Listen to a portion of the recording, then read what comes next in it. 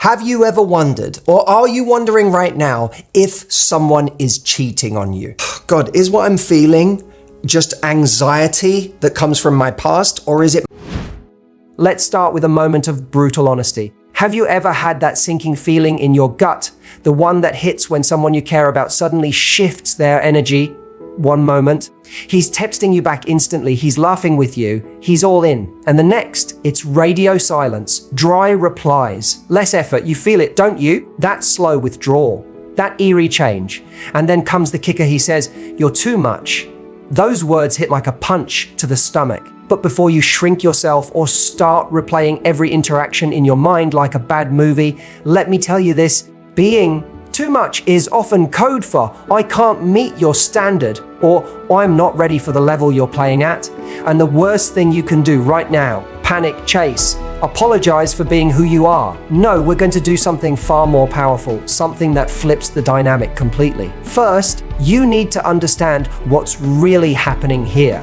When a man says you're too much, it usually doesn't mean you're actually too much. What he's saying is, "I'm uncomfortable with how deeply I'm being seen. You showed up, you were vulnerable, you were emotionally available," and that scared him. Maybe because he's never had that before, or maybe because he knows he can't give that back. Either way, your depth is not a liability, it's a spotlight that reveals whether someone is truly ready or just playing at readiness. So instead of shrinking down to meet his comfort level, ask yourself, do I really want someone who's only comfortable when I dim my light? Now, I get it.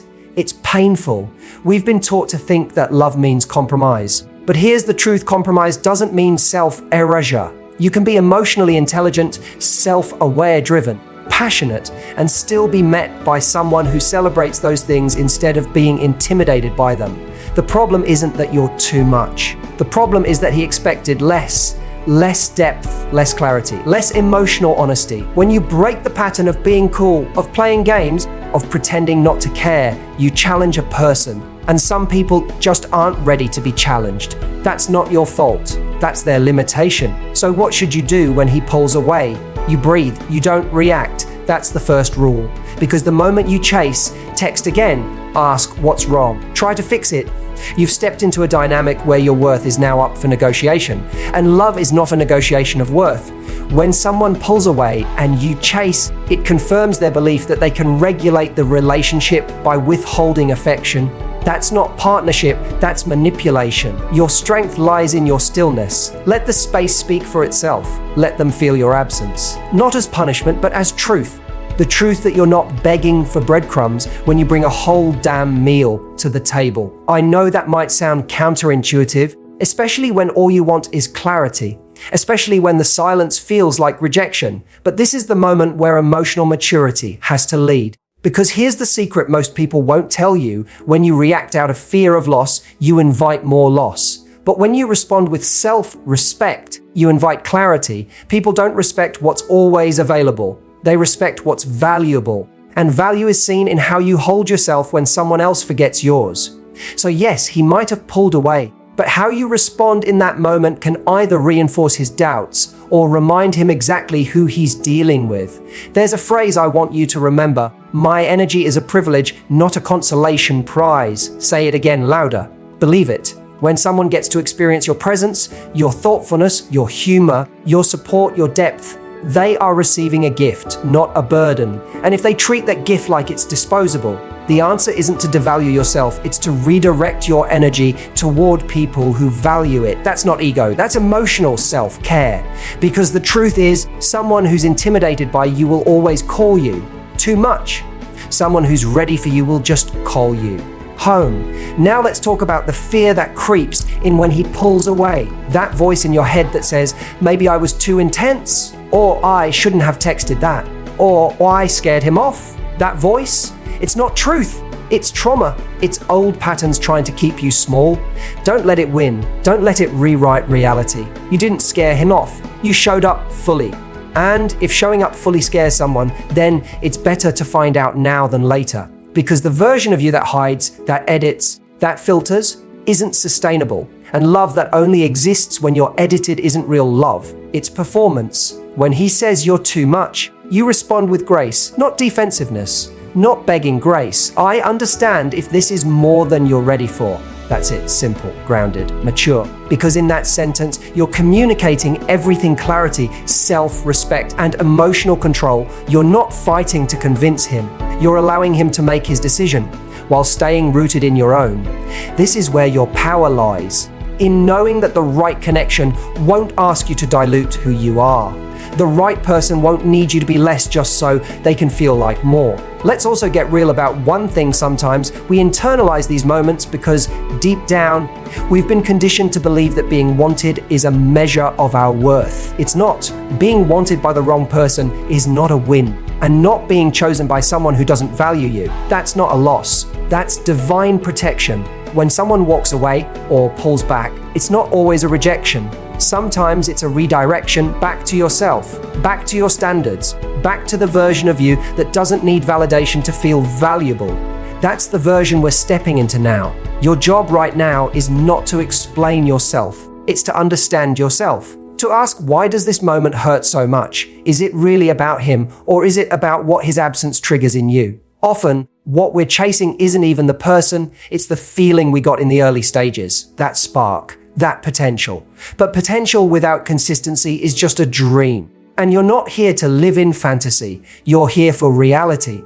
So when he starts pulling away, don't chase the version of him you created in your head. Respond to who he is right now. His behavior is the truth. Listen to it. The moment you stop trying to fix what scared him is the moment you start healing what's been silently wounding you. Your belief that love has to be earned. It doesn't. Love is not a reward for good behavior. It's not a gold star for being easygoing, undemanding, or endlessly accommodating. Love is a recognition, a resonance. And if someone pulls away after seeing the real you, that is a reflection of their capacity, not your worth. So when he says, you're too much, don't respond by being less. Respond by being rooted, grounded, unapologetically whole. One of the greatest lies we've been sold is that our emotional sensitivity makes us weak. That if we feel deeply, we must be dramatic.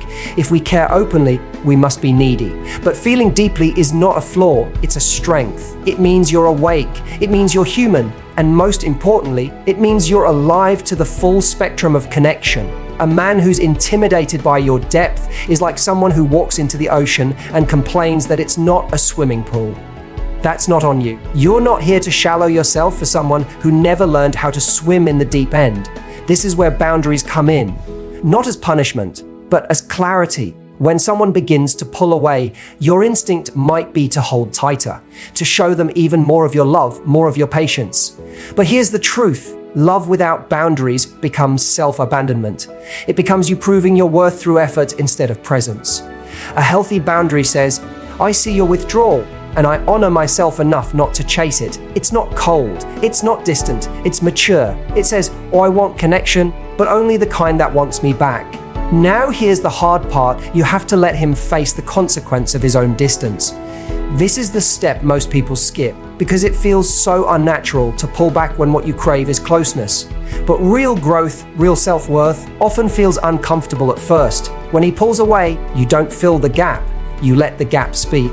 You let silence do what words can't. If he misses you, he'll move toward you. If he doesn't, he was never meant to stay.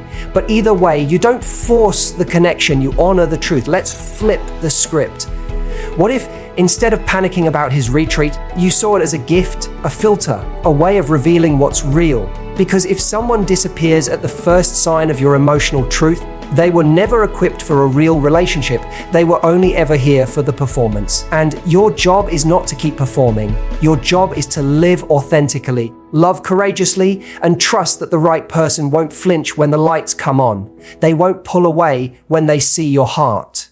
They'll stay. They'll lean in. What's dangerous is when we internalize his withdrawal as a sign that we need to change. That next time we should be less expressive, less honest, less invested. But that thinking builds a version of you that isn't real. It builds a mask, and you deserve a connection where you never have to wear one. So yes, his pulling away hurts, but don't let that pain mold you into a version of yourself that's easier to digest. Be who you are, fully, consistently, because real love doesn't require you to shrink, it invites you to expand.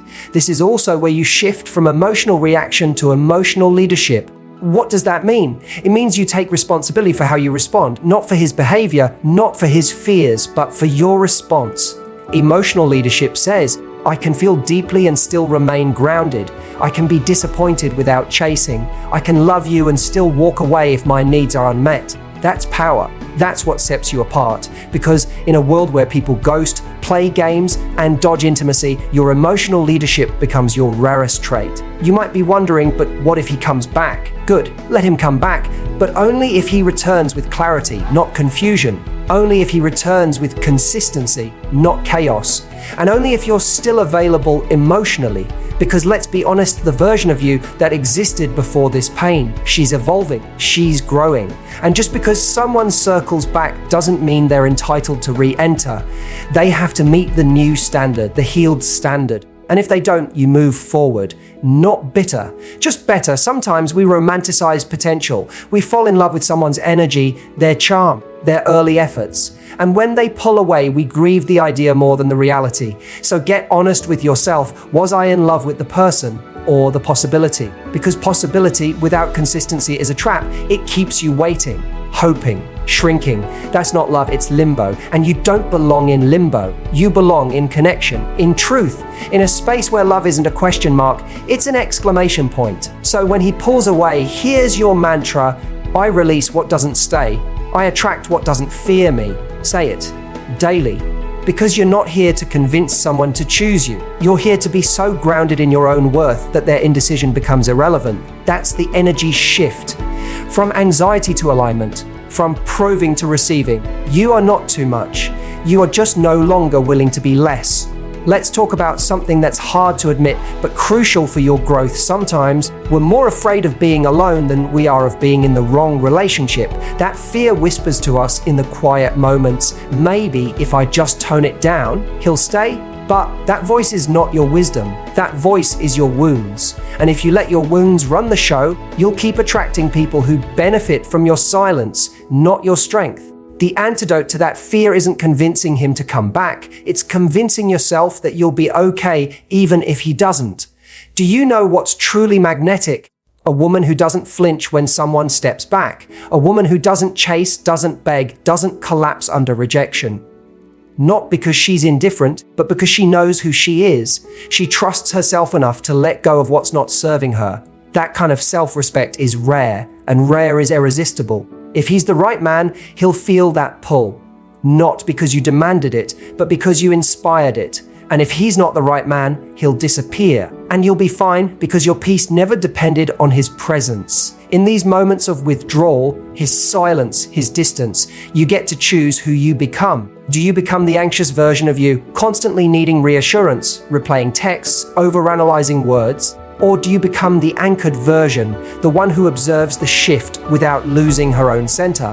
That's the challenge. That's the growth edge. Emotional safety isn't found in someone else choosing you. It's found in you choosing yourself every time someone else hesitates. Let's stop pretending that relationships are auditions. You're not here to be cast in someone else's script. You're here to co-write the story. That means you get a say. You don't just sit and wait to be chosen. You do the choosing too.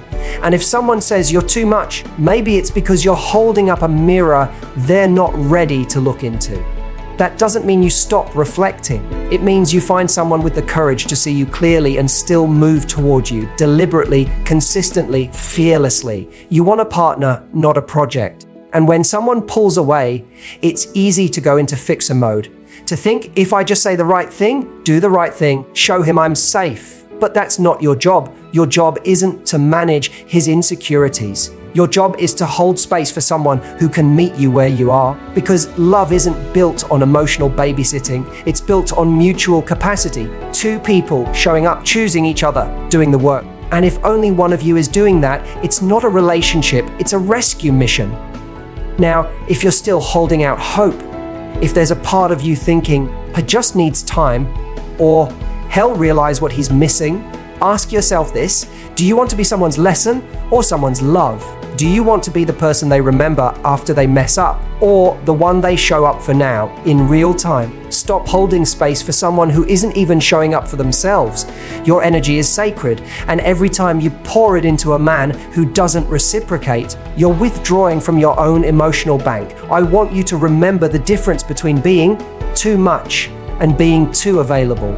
Being too much is a lie you've been told by people who weren't enough. But being too available, that's something you can change.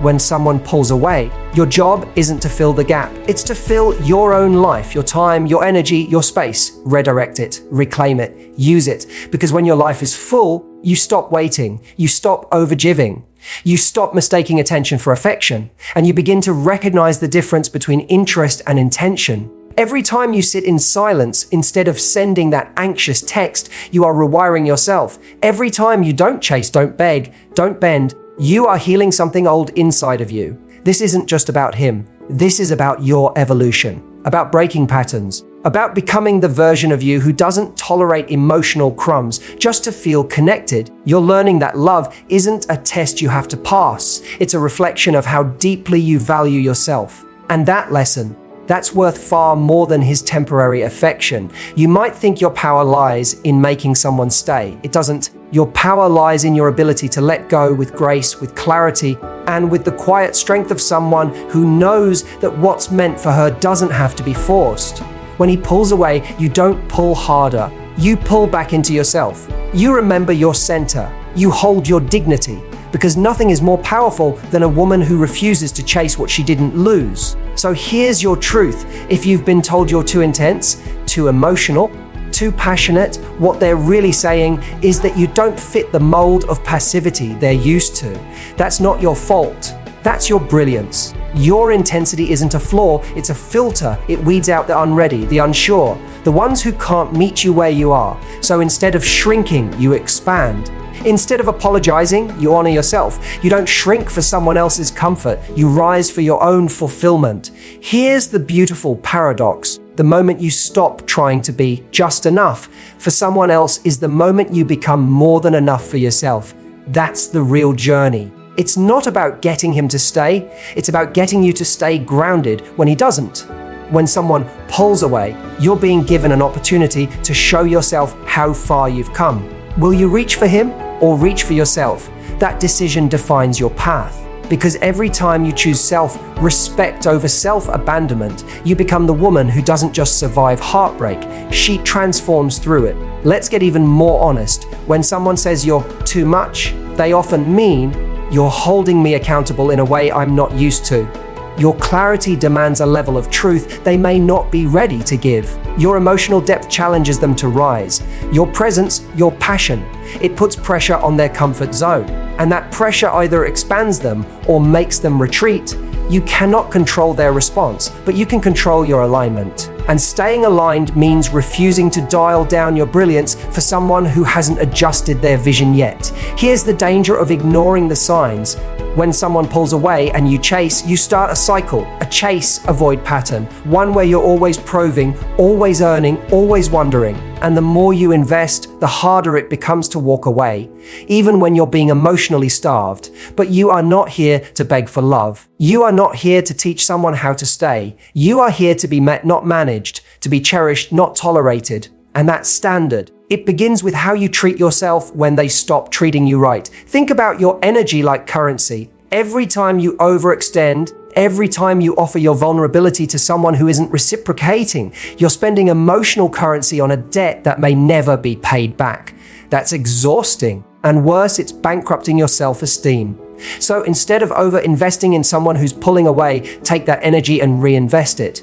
In yourself, in your friendships, in your passions. You are not a beggar at the emotional table, you are the table. And anyone who gets a seat must come with something to offer too. We need to normalize this. It is okay to be disappointed and still not pursue, to feel the sting of rejection and still not seek closure from the person who wounded you. Because real closure doesn't come from them, it comes from you. It comes from deciding that their inability to value you is not a reflection of your worth, but a reflection of their capacity. When someone pulls away, the door to self-trust opens. Will you walk through it? Will you choose to validate yourself instead of waiting for them to come back and do it for you? In the silence after he pulls away, a part of you may whisper, What did I do wrong? But here's the truth, you might have done everything right, and he still left. And that is a painful, liberating truth. Because if you did everything right and he still couldn't show up, then nothing you change would have changed the outcome. That realization can free you from overanalyzing and push you into acceptance. Some people are not ready. Some people are not capable. And your healing begins the moment you stop making that your responsibility. You are not too much. You are honest. You are expressive. You are open. These are not liabilities. They are the building blocks of emotional intimacy. And emotional intimacy is what creates a lasting relationship, not games, not withholding, not performative coolness. When someone tells you you're too much, they are exposing their fear of intimacy. You're not the problem. Their readiness is. And your power lies in no longer accepting emotional breadcrumbs from people who are too afraid to sit down and eat the meal of real connection.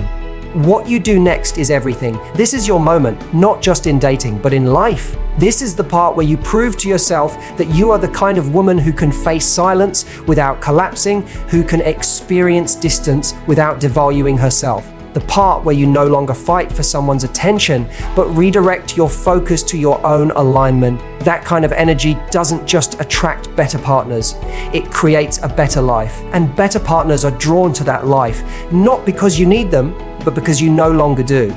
Your emotional depth is not something to be explained away. It's something to be honored. It's the very thing that will make the right man fall for you, not the cool girl version you've been taught to perform. That version, she's exhausted. She's always strategizing, always trying to strike the perfect balance of interested but not eager, loving but not too available. But you're done with that. You've decided that you'd rather be alone in your truth than partnered in a performance. That's a revolutionary act of self-love. And finally, remember this. You are not here to convince anyone to stay. You are here to be so grounded in your truth, so unwavering in your standards, so committed to your own wholeness, that their decision to walk away only clarifies the kind of connection you truly desire. When someone pulls away and calls you too much, it's not the end of your story. It's the beginning of a new chapter. One where you are no longer editing yourself to be loved. One where you know that the right person won't ask you to be less, they'll rise to meet more. Let's talk about the real reason this hurts so much. It's not just about the guy, it's about the story his withdrawal activates. Somewhere deep inside, there's a younger version of you who learned that being fully expressed was dangerous. That being emotional made people leave. That being passionate made you unlovable. So when someone now says, you're too much, it doesn't just sting. It confirms an old lie. But that's all it is, a lie. One that needs to be dismantled. You are not too much. You are exactly enough for the person who's equipped to receive the full expression of who you are. This moment, it's not just about dating. It's a mirror reflecting how you respond to perceived rejection. And this is where your power lies, not in changing their mind, but in changing your response. What would it look like if you didn't chase? If you didn't question your worth? If instead you paused, breathed, and said, this doesn't define me, I define me? That shift rewires everything. Because your healing isn't found in their return. It's found in your ability to hold on to your truth even when someone else walks away from it. Let's reframe this completely. What if his pulling away isn't something going wrong, but something going right? What if this is the universe clearing space for someone who won't hesitate, who won't be confused about you, who doesn't need time to figure out what they already know? You are a gift. The problem isn't that he backed off. The problem would be if you chased him anyway, because that chase would send the message that his inconsistency is acceptable. And the more you tolerate inconsistency, the more you teach yourself to settle for it. There's a version of you that doesn't run toward people who pull away. She doesn't panic. She doesn't crumble. She sits in her dignity and allows the silence to do its work. That version, she's not a fantasy, she's a choice. Every day, you choose her over the old version, the one who needed reassurance to feel safe. The new you is building safety within. And from that space, you attract completely different energy. You're no longer a magnet for chaos. You're a filter for alignment. That's the shift. That's your power. I want you to pause for a moment and ask yourself this: why am I making his distance mean something about me? Is it possible that his withdrawal isn't personal? that it's about his own fear, timing, readiness, or emotional immaturity. We personalize rejection because we want control. Because if it's about us, maybe we can change something and fix it. But that keeps us stuck in a loop of blame and self-editing. Real maturity is recognizing that someone pulling away often has nothing to do with your value and everything to do with their capacity. You might be tempted to keep the door cracked open, to stay emotionally available just in case. But what does that really say? That you're willing to stay in limbo for someone who couldn't offer clarity, that you're willing to pause your growth for a maybe. No, that door, it doesn't need to be slammed shut, but it needs to be closed with grace, with love, with the knowing that if he returns, he'll have to knock with intention, not just wander back in when it's convenient. You're not a revolving door, you're a sacred space. People often return when they feel your absence. But let me be clear, that's not the goal. Your healing is not a performance meant to trigger their awakening. You're not healing to get them back. You're healing to get yourself back.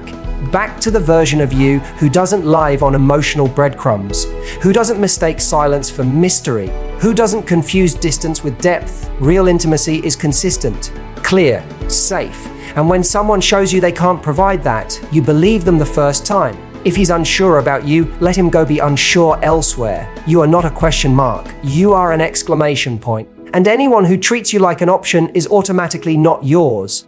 You are not here to earn your place in someone's life. You're here to be chosen without negotiation. And if that's too much for someone, that simply means they are not enough for you. That's not arrogance. That's alignment. That's the deep inner knowing that love should never require you to become less. I want you to imagine the version of yourself 1 year from now, the one who didn't chase, who didn't beg, who didn't water herself down. That version of you. She's magnetic, calm, confident.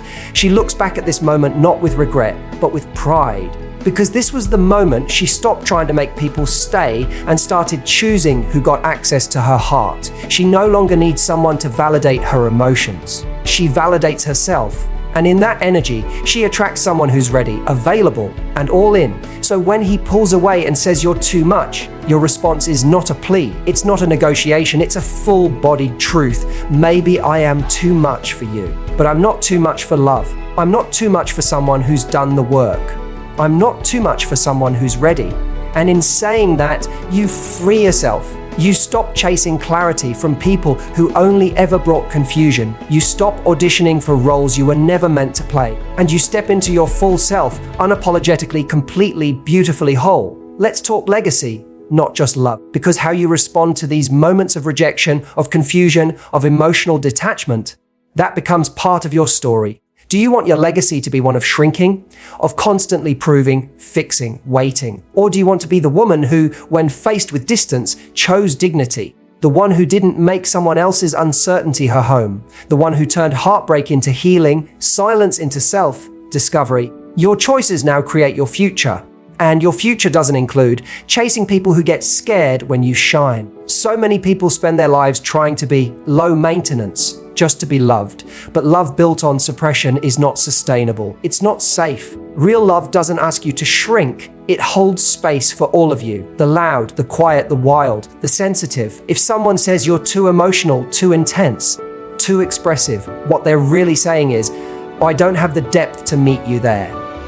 And that is not your cue to become shallow. It's your cue to swim deeper into yourself, into your standards, into the kind of connection that doesn't get scared and swim away.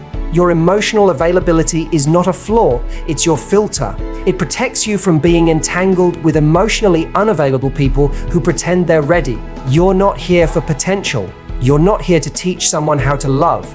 You are the lesson. You are the arrival. And when someone sees all of you and still walks away, let them, because you don't chase after people who can't recognize gold when it's placed in their hands. You let them fumble it, you let them lose it, and you trust that someone else will recognize the value without needing a second look. In the quiet moments when the pain creeps back in, when you're tempted to text, to explain, to fight for something already falling apart, breathe. Remind yourself, I am not responsible for someone else's fear. I am not the fixer of emotional wounds I didn't cause. I am not the glue for someone else's broken capacity to love. I am whole. I am worthy. I am allowed to take up space. And if my light is too bright for someone, I don't dim. I redirect it to those who are lit by it, not blinded by it. There's no shame in wanting someone. There's only power in choosing not to beg for them. Attraction is natural, but chasing someone who's emotionally unavailable is a form of self-abandonment.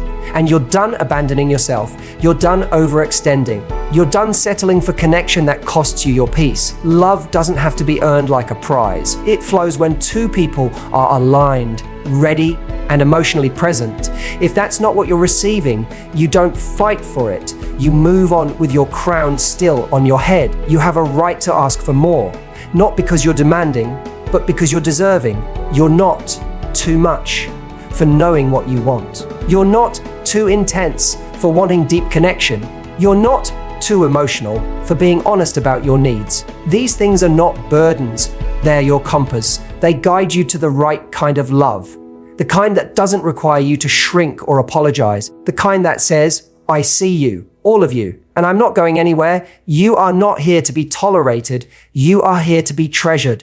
And if someone doesn't have the eyes to see that, it's not your job to open them. It's your job to walk. Walk with grace. Walk with love. Walk with power. Because your presence is not a problem to be fixed. It's a standard to be honored. The people who can't handle your depth will always label you too much. Let them. And bless them as they go. Because that just makes more space for the ones who crave the very thing you were told to hide. This moment you're in, it's temporary. But what it teaches you will last forever. It's teaching you self-respect, boundaries, patience, stillness, and most importantly, discernment. The ability to know the difference between a connection that grows you and one that drains you. Between someone who's just curious and someone who's truly committed. You deserve the committed one, the grown one, the emotionally available one. The man who says, you're not too much, you're everything I've been looking for. So today, let the old version of you go, the one who begged, who chased, who doubted her worth when someone got quiet. She did her best, she just wanted love. But now you want more than love. You want truth, peace, alignment. You want a love that amplifies you, not shrinks you. And that starts with choosing you every time, especially when someone else doesn't. And finally, let this be the moment you stop asking, what did I do wrong? And start asking, what do I deserve next? Because what's next is beautiful. What's next is whole. What's next is love that feels like home, not like a battlefield. You are not too much. You never were. You are simply no longer willing to be less than everything you are. And that is the beginning of everything.